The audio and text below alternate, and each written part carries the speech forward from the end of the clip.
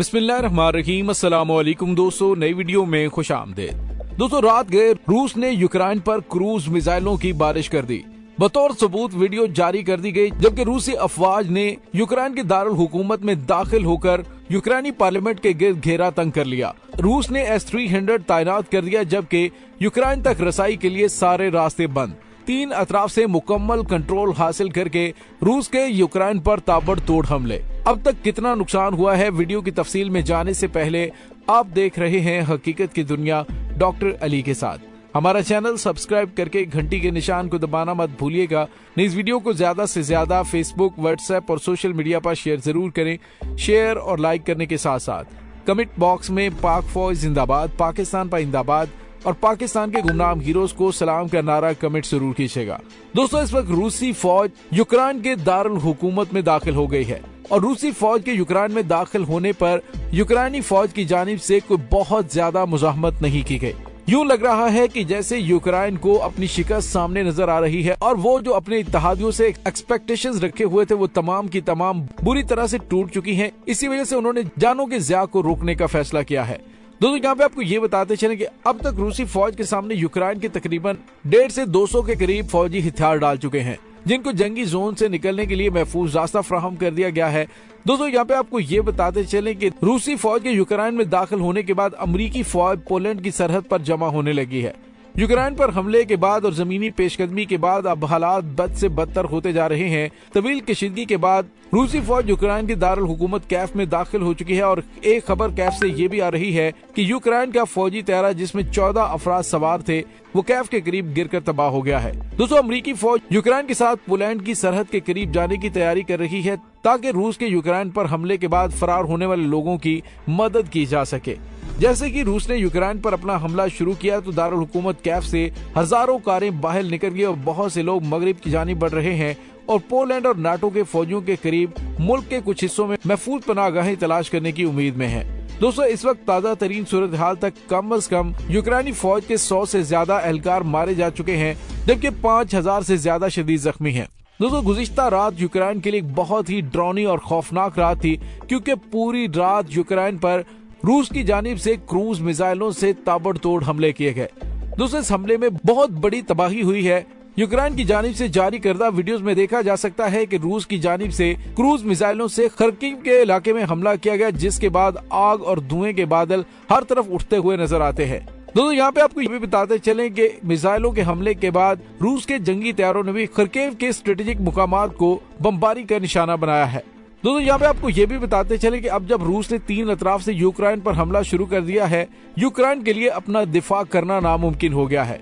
Ukraine फौज और असलहे और तादाद के लिहाज से रूस से बहुत ज्यादा पीछे है। सदर पुतिन के दौर में फौज को जदीद बनाने के लिए जितनी सरमायाकारी की गई, उसके बाद यूक्रेन और रूस की फौजी ताकत का कोई मुवाजना नहीं किया जा सकता। दोस्तों, यहाँ पे आपको ये भी बताते चलें कि यूक्रेन इस वक्त शदीद तरीन मुश्किल सूरत हाल में है और उसके फौजी सरबराहों को मुश्किल तरीन फैसले करने पड़ेंगे। मगरबी सिक्योरिटी हुकाम के अंदाजों के मुताबिक रूस ने 1,90,000 फौज को यूक्रेन की सरहद पर इकट्ठा कर रखा है, जबकि यूक्रेन की पूरी फौज 1,25,000 फौजों पर मुश्तमिल है। रूसी अफवाज कई समतों से यूक्रेन में दाखिल हो चुकी है। यूक्रेन के लिए रूस और बेलारूस के साथ हजारों मील लंबी सरहद का दिफा करना मुश्किल हो चुका है। शुमाल में बेलारूस से जुनूब में क्रीमिया तक हजारों मील लंबी सरहद का दिफा भी आसान नहीं। दोस्तों, अगर आप यूक्रेन के नक्शे को क्लॉक के सामने वाला हिस्सा तस्वर कर लें तो उसे 10 बजे से 7 बजे तक अपनी सरहद का दिफा करना होगा। दोस्तों, आलमी माहिरीन का मानना है कि इस वक्त यूक्रेन का दिफा इंतहाई नामुमकिन है। इससे बढ़कर यह कि यूक्रेन को कई अतराफ से खतरात लाहक हैं और उसकी अफवाज सारी जगहों पर फैली हुई हैं। लेकिन सबसे ज्यादा फर्क यूक्रेन और रूस की फिजाई ताकत का है। रूस ने जो गुज़िश्ता रात मिसाइल स्ट्राइक की है और फिजाई हमला किया है, उसमें रूस ने यूक्रेनी शहर खर्किव के फौजी अड्डे को निशाना बनाकर उसे मुकम्मल तौर पर तबाह कर दिया है। दोस्तों, यहाँ पे आपको ये भी बताते चलें, यूक्रेनी सदर की जानिब से दुनिया के तमाम ममालिक से मदद की अपील की जा रही है, लेकिन रूस के सामने कौन टिके। अमेरिका इर्द गिर्द मौजूद जरूर है, लेकिन वो यूक्रेनी शहरियों की मदद के हवाले से अपना किरदार अदा कर रहा है, लेकिन जंग में उतरने का सोच भी नहीं सकता। दूसरी जानिब यूक्रेन की जानिब से तुर्की से रिक्वेस्ट की गई कि वो बहरे अस्वद के अंदर रूस के जंगी बहरी बेड़ों का रास्ता रोक लें, लेकिन दोस्तों, तुर्की ने वाज़ेह तौर पे कहा है कि तुर्की ऐसा बिल्कुल भी नहीं कर सकता, क्योंकि आगे बहरे अस्वद के अंदर उसके जंगी बहरी जहाजों का रास्ता रोकने की कोशिश की जाती है तो फिर तुर्की के साथ रूस की खुली जंग छिड़ जाएगी और तुर्की कतई नहीं चाहता कि उसके रूस के साथ ताल्लुकात खराब हों, क्योंकि हालिया अरसे में आपने देखा होगा कि अमेरिका ने जब F-35 जंगी तैयारे देने से इनकार किया तो उसने रूस के साथ राबिता किया और रूस से S-400 डिफेंस सिस्टम खरीद लिया। अमेरिका ने तुर्की पर पाबंदियां भी लगाई, लेकिन उसके बावजूद तुर्की और रूस के ताल्लुकात बेहतर रहे और उसने एयर डिफेंस सिस्टम हासिल कर लिया।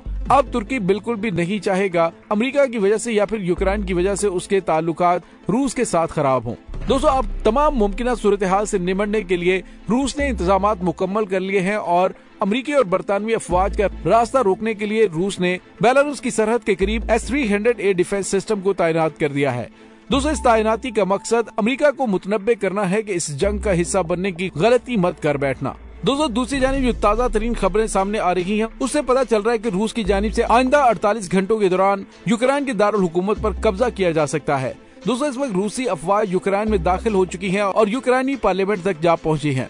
दोस्तों, रूस की जानिब से बिल्कुल उसी तरह से हमला किया जा रहा है जिस तरह से अमेरिका की जानिब से प्रेडिक्शन की गई थी।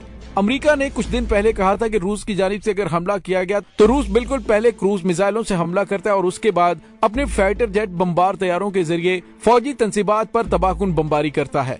जो ताज़ा तरीन इत्तलात मिल रही है, यूक्रेनी दिफाई जराये का कहना है कि रूस ने गुज़िश्ता 24 घंटों के दौरान अभी तक 211 मिलिट्री टारगेट्स को तबाह किया है।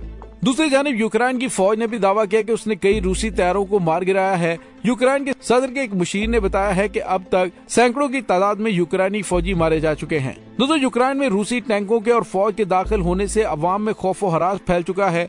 सोशल मीडिया पर मुसलसल शेयर होने वाली वीडियोज में खौफ का माहौल साफ नजर आ रहा है।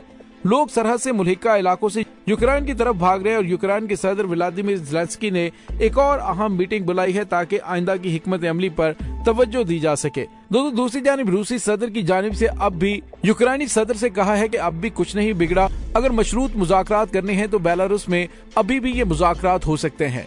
और दोस्तों, शर्त क्या है? रूस सिर्फ और सिर्फ ये चाहता है कि नाटो इत्तेहादी अफवाज और अमेरिका खित्ते से निकल जाए और यूक्रेन इस चीज की गारंटी दे कि वो नाटो इत्तेहाद में शामिल नहीं होगा।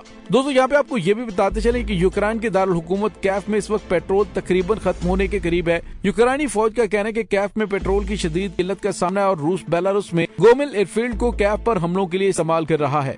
दोस्तों, इस तमाम सूरत हाल के बारे में आप क्या सोचते हैं? कमेंट सेक्शन में अपने ख्यालात का इजहार जरूर कीजिएगा। इसके साथ ही डॉक्टर अली को इजाजत दीजिए। इंशाल्लाह बहुत जल्द मिलते हैं एक नई वीडियो में। तब तक के लिए अपना बहुत सारा ख्याल रखिएगा। पाक फौज जिंदाबाद, पाकिस्तान पर जिंदाबाद, पाकिस्तान के गुमनाम हीरोज को सलाम, अल्लाह वारिस।